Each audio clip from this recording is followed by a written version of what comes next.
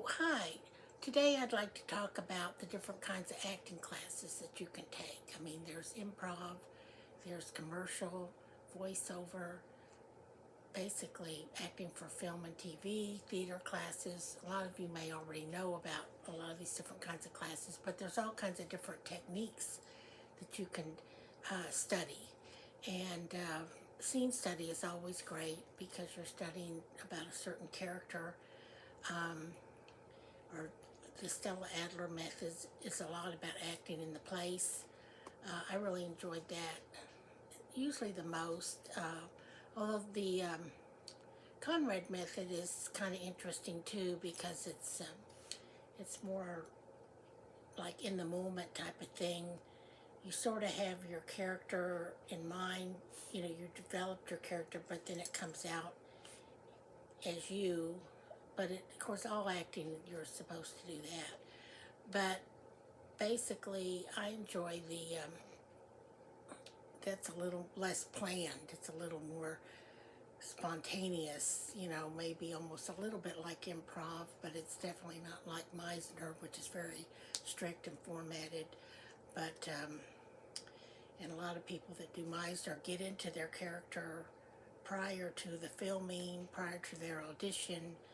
Um, I like the one acting in the place, being interviewed in the place, which is like a Stella Adler method. My favorite acting teacher lived to be in her 90s, Joanne Linville, and she had a great teacher there, and I guess she now teaches at the Stella Adler in LA, but Susan Visciati, and so she would often interview us in the place, like for example, as if you're being interviewed by a newscaster or maybe for a job interview or just somebody's asking you a lot of questions. And that's a really good way to get into character too. You can ask yourself the questions, like for example, say for example, I'm auditioning to be an attorney, you know, then you would have someone like ask you, like you're going on a job interview to be an attorney, and they would say, well, so how long have you been an attorney? And I'd, well, actually, about 15 years. I started out in college, majoring in journalism and thought about teaching history and sort of changed up my major a lot. And then basically, I decided to study some pre-law classes, and the next thing you know, I was in law school. So that's how I decided to become an attorney, okay? So, and I first wanted to do employment law because I'd had friends that had different problems with different jobs or situations, or knew people growing up that did, and then I often would read about those cases.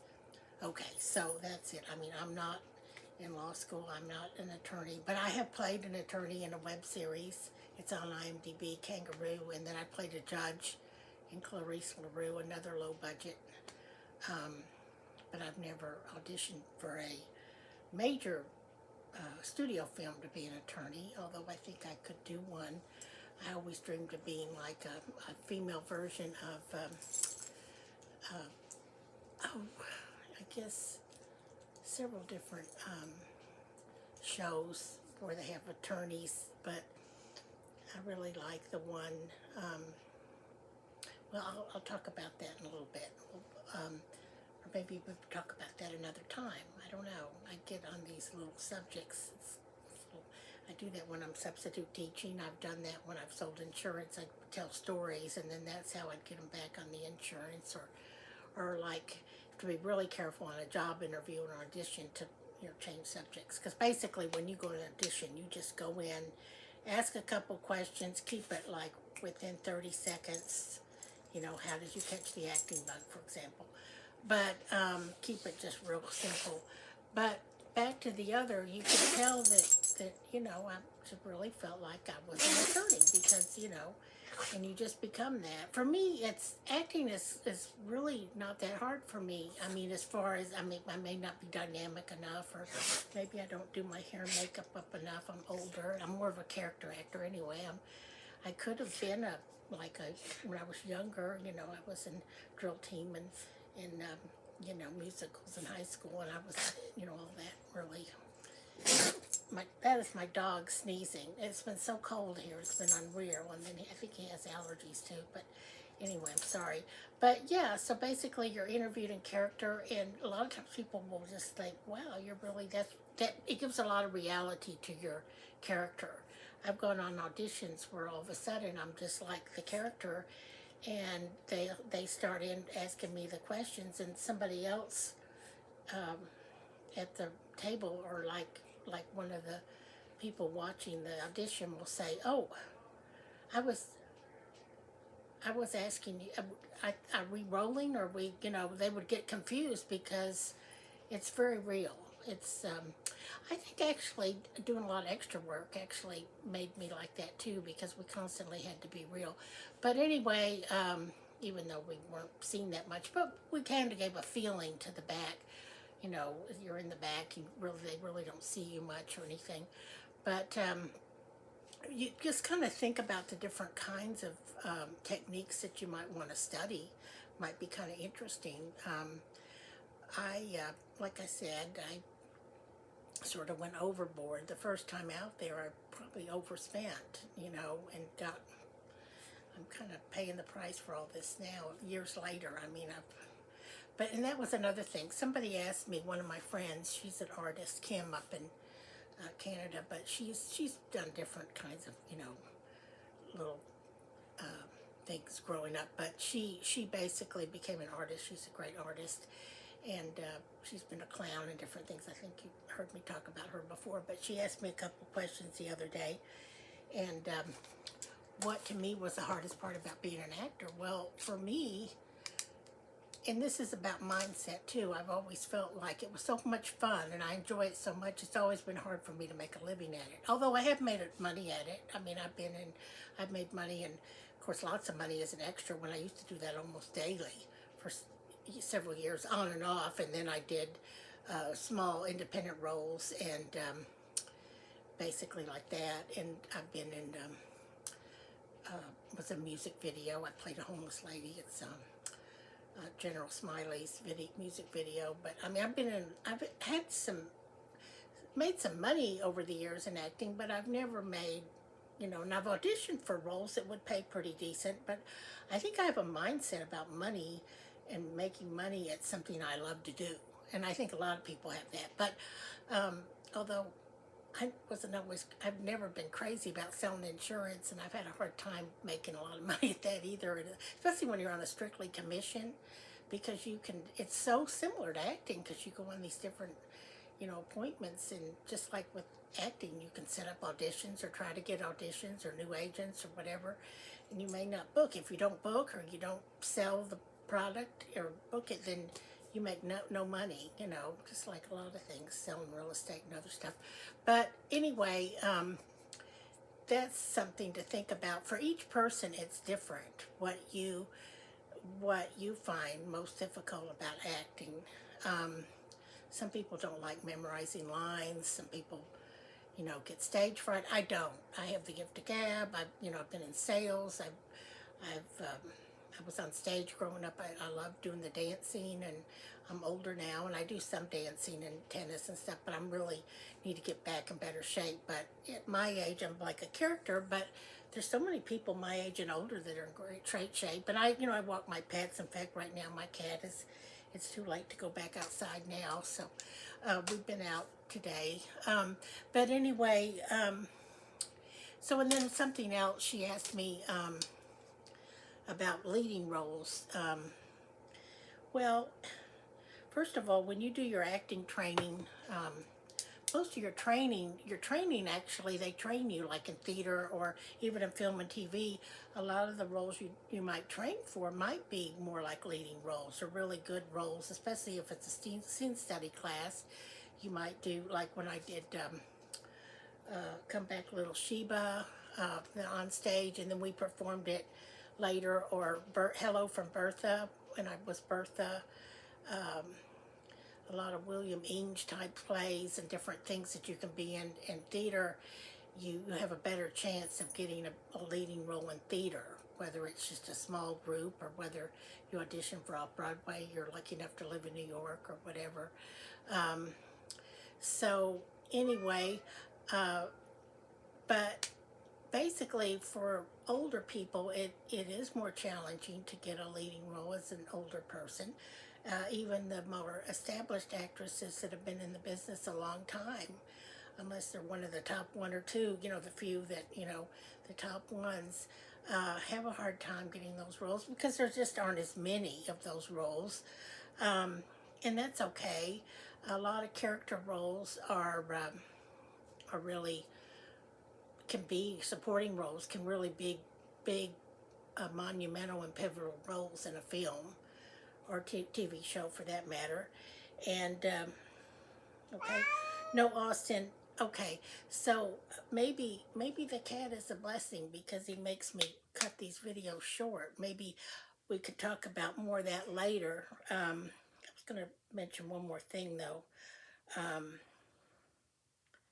oh, what casting people are looking for. Well, they have a certain person they have in mind, usually as certain character, but they also have to have a look, and they usually book the smaller, well, sometimes they book the extras at the last minute, but sometimes they book some smaller roles. If it's a regional, like it's smaller market, they might book a few of the smaller roles that are like which I've auditioned for some of those, like the store merchant or the teacher or principal or somebody with a few smaller, uh, just like a smaller level role or maybe just a few lines. But if they're like trying to book the parents or grandparents, usually they book the leading roles first, which are usually younger people, and then they match the people that will look like them.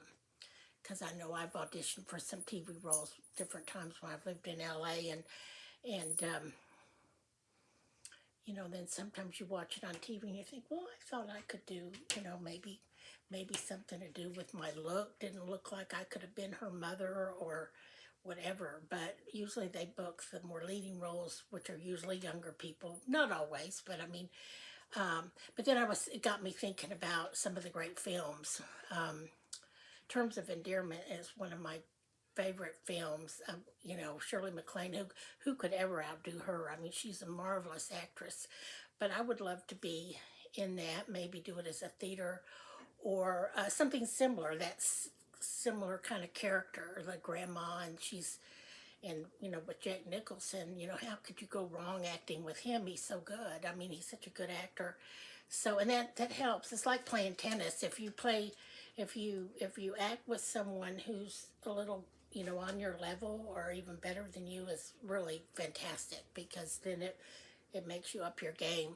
But that's a great role. I would love to do Auntie Mame, which is a great, Broadway show. I've seen it down at the Dallas Summer Musicals, but and I sort of identify with her because although I always really wanted to find Mr. Right to get married and have several babies with and all that as a Catholic, for whatever reason in Dallas, growing up at the time, we always just went to Studebakers and all these clubs, but then I used to go to a lot of Catholic single things.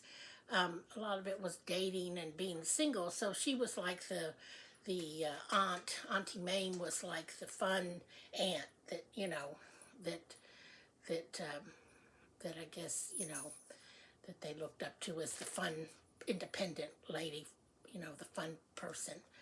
And then of course that's a whole character. And then as you mature, you sort of outgrow that, and so that's a great character. There's a lot of great. Oh, another one is that Sunset Boulevard, to play her in that, the character in that would have been marvelous. I'm trying to think, was that Betty Davis or Jane Wyman? I guess I have to go back and see, but they've had 2 or 3 versions of that too. But that's a fantastic character. And the irony of it is they feel like she's all washed up, and she's only like 40 or 50, which nowadays, I mean, I will say, I'm over 40 and I am over 50, and I may or may not be over 60, maybe but because I do get to audition for roles in the late 40s to 50s, sometimes up to 60-ish and such. You know, it really all depends on who does your hair and makeup. I've always been a blonde, but as I've gotten older, my hair's gotten darker. So, and I've been on a really tight budget to go get highlights and get cut and all that, and I need to lose some weight too. But actually, with the way that my budget's been lately, I think I'll be losing on default anyway. So, uh, but anyway, losing weight. Not say losing, but I'm trying to be more of a winner in life. But you know, that's a whole nother mindset thing. But anyway, there's just a lot of great roles. But that's the irony of it is, you know, they thought that was such an old age, you know, and now you have such great actresses that have worked well into their late what 80s and 90s, like Betty White, and just marvelous actresses. Um, I just always found writing scripts to be very challenging, but it's hard. I mean, I guess I need to work on it more, develop more characters for myself, maybe even write some monologues and do them on here or something. But but anyway, that's kind of neither here nor there because uh, you know, that's a whole nother ball game. But I have started many scripts based on my different jobs and careers, you know, and TV shows and ideas and everything. I even started to write another one with another a writer, and he was from New York, and then he wanted to have the show be like based like the insurance agent would have been in Los Angeles versus Texas, and he was making a lot of changes, and maybe I should have gone ahead with it. We may still work on it. He's just like all of us, you know, he had to become a teacher right now to pay some bills, and we're all having, you know, that's the thing. And it's funny, we always talk about this, me and my other creative friends, we really should be buying lottery tickets more, or learning these online classes. They have these great classes to make, you know, if you it's all true, you know, maybe just as hard as trying to sell insurance or advertising, or when I've sold Mary Kay in different jobs, or, you know, call center jobs I've had, and then, you know, when I was in the news business, I never made a lot of money, even when I was the managing editor, just because it was in the 80s and it was, pay was lower then, but it was all smaller papers. It was never like the big time, you know. But it would be great to learn a lot of these ways to make money because it does take money to be an actor. I'm sorry. I mean, okay, unless you are really like a beauty queen, you just won Miss Alabama or you just won Miss Texas, or but even then you've got to spend a lot of money on acting classes, tons of money on, and get really good and get and really develop your craft, and um, so, and a lot of it comes with just doing it.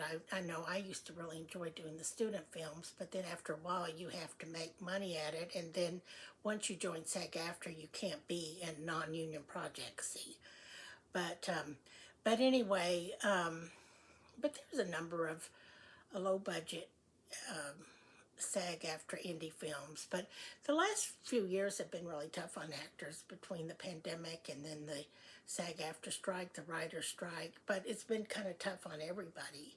I really miss living in LA, but it was so pricey out there, but like I said, it's getting kind of pricey here too, but still not as much as there yet. But you really can do a lot of it on your own, because when my friend asked me that, she's an artist and has to do other jobs, but she has a little art studio in her place. She and her her husband, her boyfriend, I guess, yes, her mate, her anyway, they have like a studio where they do a little music, and he knows how to do different kinds of things too. Um, I guess it's her husband. I've known her for a long time, but she calls him her mate. I guess it's but basically our partner. That's kind of the new way. She's a little bit younger than me, but the new way to do things is to call someone your partner. You know. So, but I guess my partner is my dog and my cat. They're both male, but you know, they seem to be happy. But you know, if I find someone, he has to love animals or it won't work. because I really like different men over the years that just didn't like animals, but that wasn't it. That's a whole nother thing. I thought about talking about all that, but it gets into a lot of personal things. I'm really ready. I've healed from all of these things that, went through growing up, and I'm ready to meet the right person now. It's just that you get so set in your ways. But it would be nice to meet someone to work on projects with, develop projects with, somebody you have something in common with is nice. But then if you have friends to do that too with is nice too. But anyway, basically you have to just really love it and just kind of work on it. But it's kind of like the analogy between playing golf and tennis. Like playing golf, people that play golf can go out and do that by themselves when they don't have anybody to play golf with. Or like an artist can sit in the studio and write. Um, with acting, you've got to have people to act with. Um, you know, uh, like I said, I do online auditions, and I need to get back into theater, which would be fun. It does take time and money, though, if because it depends on your life and your priorities, I guess. So, but bills are a priority. But I'm thinking about ways to get my budget back down. Even if I have to move again or something like that, and cut down on my expenses. Um, and get better paying actor friendly or actress friendly jobs. But basically, if you really love it, you'll just develop it. Um, the more auditions I do, it's a practice because I can always remotely have someone remote to be the reader or the other character to read with me. I've had a friend that's an actor up in Chicago's read with me, and then other actor friends in LA, and then some here in Texas, or just and even my friend Kim, she did a commercial read with me. Um, a lot of it's just practice. You just practice. Oh, uh, and it's never totally easy, but it does get easier. And basically, the the better actor you become, the more it looks easy. Like people think, oh, that looks so easy to be an actor. Okay, well, like the best actors and actresses, if you watch them and you just get mesmerized and kind of lost in what they're doing in their productions, it's basically really just a matter of the higher the skill level they are and the more they become the character and the better actor or actress they are, it makes it look easy. And that's what you're supposed to do. It's just like any kind of skill set. Like if people that are really good at tennis or swimming, which, I've done that, and dancing, which I used to be really good at that. Now I can do it, but you just kind of need to drop about 30 or 40 pounds to do better with it. But, it's, or be younger. But actually, you can do stuff at any age now. Not anything, I mean, but you can do a lot of dancing when you're older. You just may not be able to do, a lot of really strenuous type of stuff. But, like what I used to do, a lot of really, you know, strenuous dancing, like heavy jazz and well, some aerobics, and modern dance, ballet. But when I was in LA in my 40s, the first time I moved out there, I did take some dancing, like ballet, and there was even one teacher that was in her 60s that taught ballet, and she was really in great shape. So I mean, you can do a lot of things, but it does take money, and but there's a lot you can do on your own. I've got a lot of books I could get out. I was talking the other day about basically using all your different jobs and careers like for character study. And so, um, but anyway, I ended up talking a lot longer than I thought. It's um, maybe, but anyway, there's some really good books on that. I really was going to share a lot of my favorite acting books. There's lots of acting books. So if you can't afford to go to class right now, there are some online classes. you can't afford to move to LA or New York, there's basically just do, theater. I love doing theater when I can afford to or have the time. And then, of course, that can be competitive too. You can, even if you're a professional actor, you can audition for some theater, and maybe there's another person that's better for that role, and but but yeah, do your theater and even maybe try some stand up. Um, I was thinking about doing some stand up over here at Hyenas. I've done, stuff like that, like improv and everything in LA just for fun, And, well, we did in class, or we did it for people that would come to the studio and everything and have, punch and cookies for people, and they'd come watch us and stuff. It was kind of fun. And, but I think that a lot of local actors here ended up, that made movies, that became movie stars later, ended up doing some stand up at Hyenas here in Dallas. Luke Wilson and Owen Wilson, and then their brother, I think, is a writer or something. But a lot of these things don't pay, but they might give you some free drinks or something, or you might just, it's just the practice of getting up in front of people all the time is the big thing. Like right now, I guess I should be standing up maybe to get more, but sometimes for me, I get kind of walking all over the place and get kind of, but plus with my cat, then whenever I'm standing up, he wants to go immediately outside. He's being better right now because it's been raining, and now it's quit raining, but, so, oh, I know Matlock. I love that show, Matlock. I always dreamed of being a female version of that character. Um, he's always wearing a white suit. An attorney. I worked for an attorney kind of like that. He was really a funny attorney. He did all kinds of like workers' comp and everything, but he did a lot of divorce cases and small business cases. And when you first walked in his door, he had a big sign up, divorce is better than murder. It's kind of funny. But he has since passed away. He wasn't a whole lot older than me, but it was kind of sad because I was running into a problem that I wanted to see if somebody could help me with.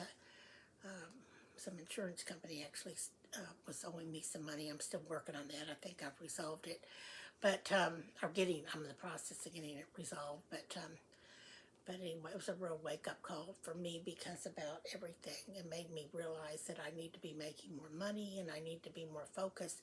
But then, life is short, and you can't just leave your dreams and what you enjoy doing behind you. Like Wayne Dyer said, you don't want to die with your music still in you. Now, there are going to be people in your life that really don't want you to pursue any kind of goals or dreams because they never did, okay? And it makes them feel maybe bad about themselves that they didn't, but it shouldn't really bother. Most people really don't care, and I think most people are really not even thinking about us or as much as we think they are, But anyway, but we really need to work on things that we enjoy doing, and we can't do everything. But I think I've always been kind of an actress or writer, mostly like an actress, kind of performer type person at heart, but writing too, because I did news writing and everything. But because I've always done so many different jobs and careers, and one of my agents said that, he said, that's natural for you, or I've moved a lot, and that's kind of normal. Not all actors. You can't stereotype every actor as different and unique in their own way. But for me, it's easy for me to play a lot of different kinds of characters. Now, that brings me to one thing, and then I'll wrap this up. There's a lot of stereotyping in Hollywood, and that's been going on for decades, and since day one, since, they first started making even the silent films. Mae West is a great character. I would love to be that type of character. I could really relate to her.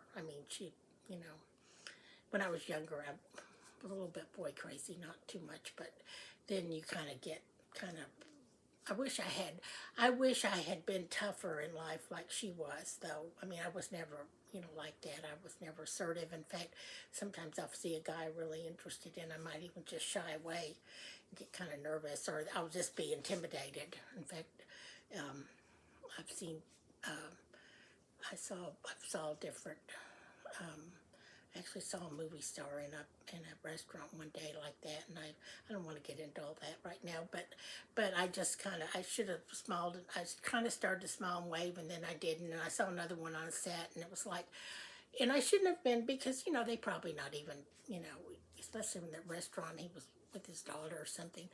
But the thing of it is, I shouldn't even worry about that, because, but but anyway, in real life, that's kind of how I am. But that's why I like the idea of playing these Mae West kind of characters. That would, when I did the Bertha character, that was how she was, very brazen, and and all this stuff.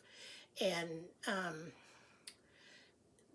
that's, and then the idea of playing like the attorney and the judge, I loved playing that, because I was playing this like powerful woman.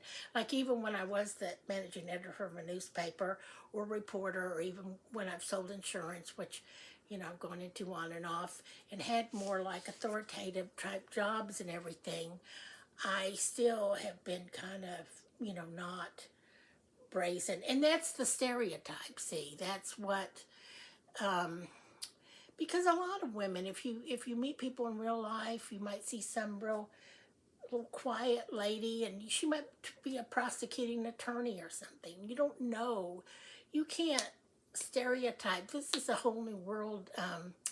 I'm not sure if Hollywood ever caught up to that. I know they would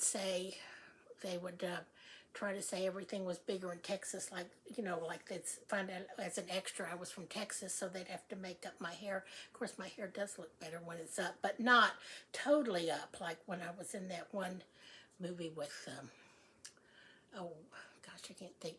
It was Will Ferrell, and he was in the pit with the bear. He was an Anchorman, one of the Anchorman movies. It was the second or third one, I think. But anyway, but they spent all this time putting my hair up, and then didn't end up using that scene or whatever. That goes on a lot in the movies. But they always say, oh, women from Texas have to have big hair. So a lot of times they would make our hair all up like super big, and then you'd have to get a whole bottle of Cream Rinse to get all the you know, hairspray out, because it was like cemented up and everything. So, but basically they do that a lot. I mean, they stereotype, or they would say,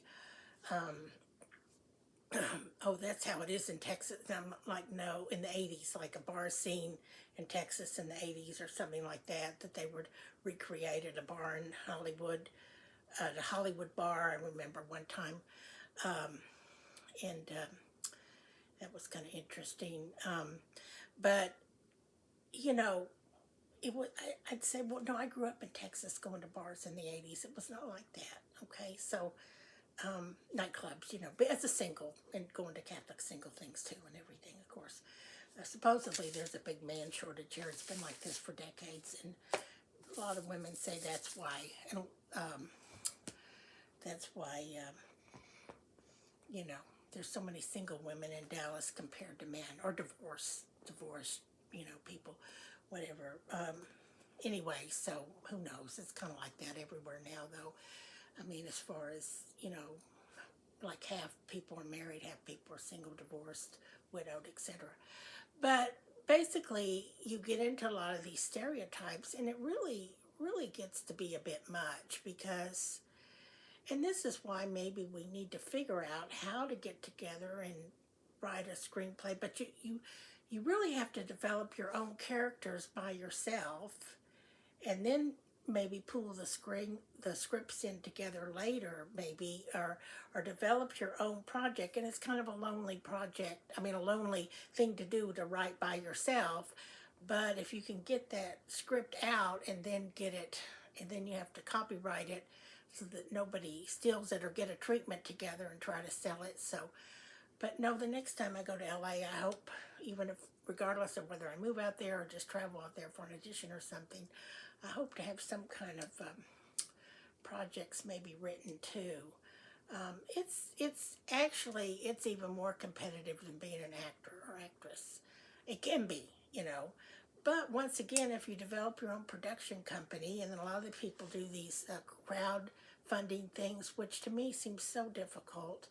I took a few little classes in being a producer and everything, and was trying to learn film editing, which really just looks so difficult to me, but it really appeals to me. It looks so interesting because there's so much you can do with all that, with the sound and the editing and everything.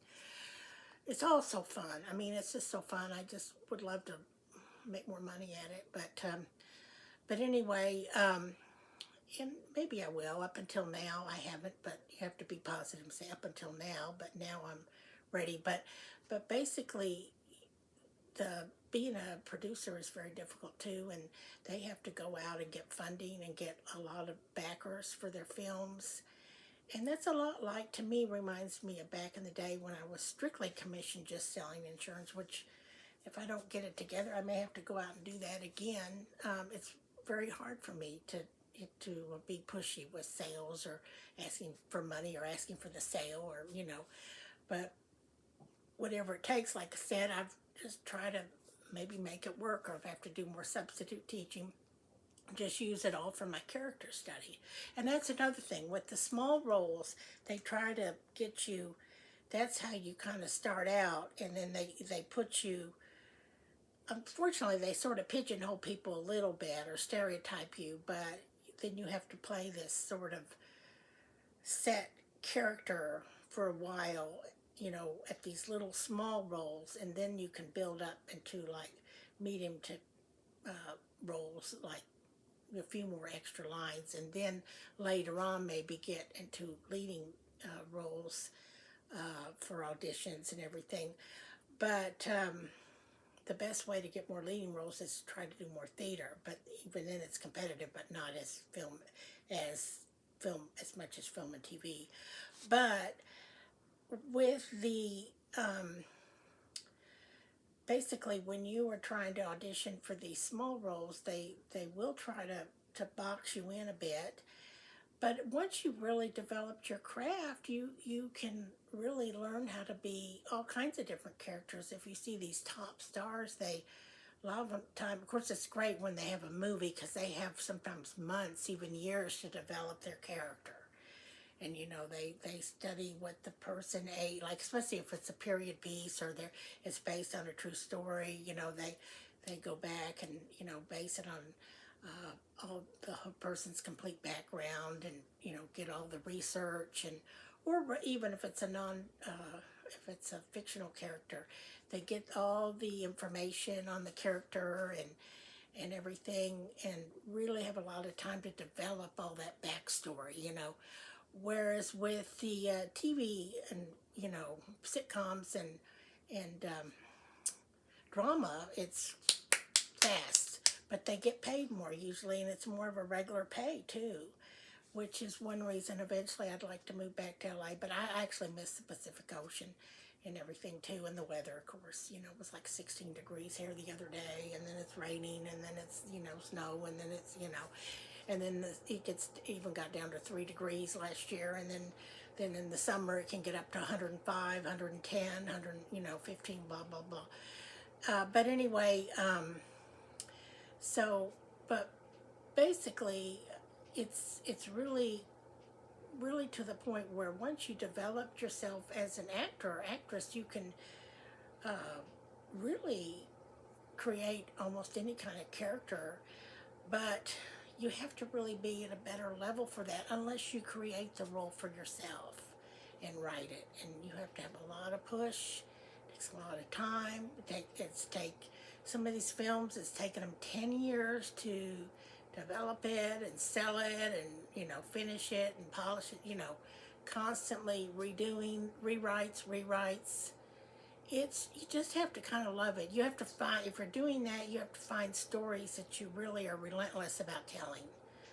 And so I thought about doing some of that with past stories based on my experiences in the news business or insurance business, like, but I also thought some of that might be interesting more as a sitcom thing, because it would move real fast and be kind of funny. And like with comedy, a lot of it's just thinking. Whereas with drama, it's about a lot more of the emotion, you know. So, and then you have your dramedies, which are kind of a, not quite as, kind of a combination of both. So, but anyway, it's just a lot of fun, and but you know that's why. But it's a lot of work too. It's a lot of work, but it's a lot of fun work, and that's why so many people are interested in it. But we have to do more, and not just talk about it. You know, like my mom used to say, my dad, you know, be more of a doer, not a talker. But anyway, so I'm going to try to get some more auditions and work on that. And then I'm going to try to develop some more little characters for myself and my characters within my prospective projects. And then maybe sell something that way. I don't know. But in the meantime, I have to worry about my bills. So I have to, you know, have to get back into more retail work and do substitute teaching, and I may have to get more serious about selling insurance. Although I may be able to find an hourly job in insurance again, like a call center job. I had that for a while, and that seemed to work pretty well for me.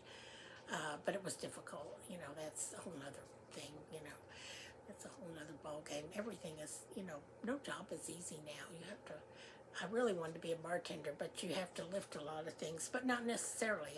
I got part of my credentials for that, but that's kind of fun and creative and making drinks and talking to people. That's a great job for an actor or actress, and of course substitute teaching is a good one too.